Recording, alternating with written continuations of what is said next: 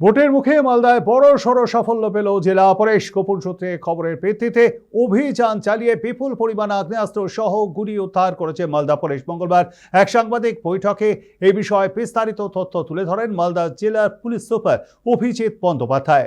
Police সূত্রে জানা গিয়েছে, অভিযানে মোট 15টি আগ্নেয়াস্ত্র উদ্ধার করা হয়েছে, যার মধ্যে পাইপকানও রয়েছে। পাশাপাশি উদ্ধার হয়েছে প্রচুর পরিমাণে কার্তুজ। গোটা ঘটনায় ইতিমধ্যেই দুজনকে গ্রেপ্তার করেছে পুলিশ। ধৃতদের মধ্যে একজনের বাড়ি মুর্শিদাবাদের লালগোলা এলাকায়। তার কাছ থেকে উদ্ধার হয়েছে 10টি পাইপকান। ধৃত অপরজনের বাড়ি মালদার সুজাপুর এলাকায়। প্রাথমিক তদন্তে পুলিশের অনুমান, আসন্ন 5 জনকে কেন্দ্র করে বেআইনি ভাবে এই অস্ত্র মজুত করা হচ্ছিল। ইতিমধ্যেই ধৃতদের পুলিশি হেফাজতের জন্য আদালতে আবেদন জানিয়েছে মালদা পুলিশ। গোটা ঘটনার তদন্ত শুরু করেছে পুলিশ।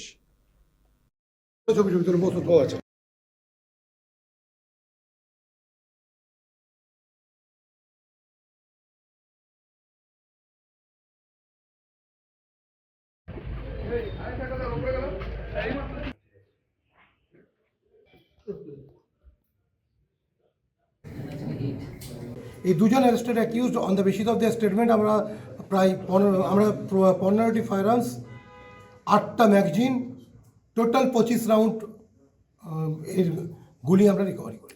আমরা ওদেরকে পিসি নিয়েছি, ওরা পিসিতে আছে, আমরা ইনভেস্টিগেশন করছি। একজন লালগোলা থেকে এসেছে, একজনের বাড়ি সুজাপুরে, তাকে আমরা ইন্টারসেপ্ট প্রথমে করি গোলাপগঞ্জ এরিয়াতে।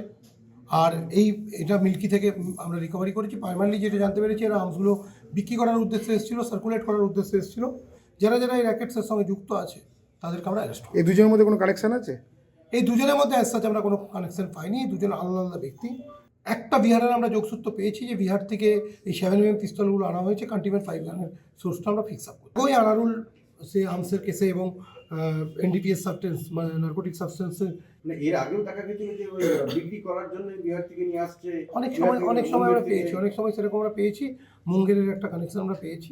তৃণমূল ভোট লুট করবে বলে বিভিন্ন জায়গায় এসব অস্ত্র মজুত করছে। আর এই অস্ত্র মজুত করতে গিয়ে দেখা যাচ্ছে যে তৃণমূলের যে গোষ্ঠীদ্বন্দ্ব, এক গোষ্ঠী অপর গোষ্ঠীর খবর পুলিশকে দিয়ে দিচ্ছে, বলছে বিহার থেকে অস্ত্র বিজেপি পাঠাচ্ছে। আরে আনছে কারা? আনছে তো তৃণমূল আনছে। আর এখানে পুলিশ কাদের? তৃণমূলের পুলিশ তারা আটকাচ্ছে না কেন? পুলিশ তাহলে কি করছে? যদি বিহার থেকে কেউ অস্ত্র আনে, বাংলাদেশ থেকে আনে, তো আটকানোর দায়িত্বটা তো পুলিশের। আমরা তো বহুদিন ধরে এটা বলে আসছি, মালদা জেলা একটা অস্ত্রের স্তূপের উপরে বসে আছে, বিভিন্ন জায়গা থেকে এখানে অস্ত্র মজুত হচ্ছে। এতদিন ধরে তো পুলিশ কিছু করেওনি। এখন নিজেদের গোষ্ঠীদ্বন্দ্ব, এক গোষ্ঠী আরেক গোষ্ঠীকে ধরানোর জন্য এইসব করছে। এবং আমার যেটা মনে হয়েছে আমাদের, যে পুলিশেরও এর মধ্যে গোষ্ঠী আছে। নির্বাচনের মুখে ওদিকে বিহার, এদিকে বাংলাদেশ, পাশে মুর্শিদাবাদ বর্ডার।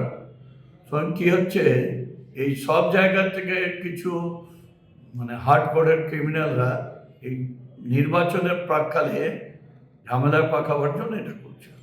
এবং আমাদের অ্যাডমিনিস্ট্রেশন, মাননীয় মুখ্যমন্ত্রী খুব হার্ড, তিনি একদম গ্রাসরুটে অপারেশন করছেন। প্লাস অনেক রকম ধান্দা করতো, এগুলো এখন আসছে।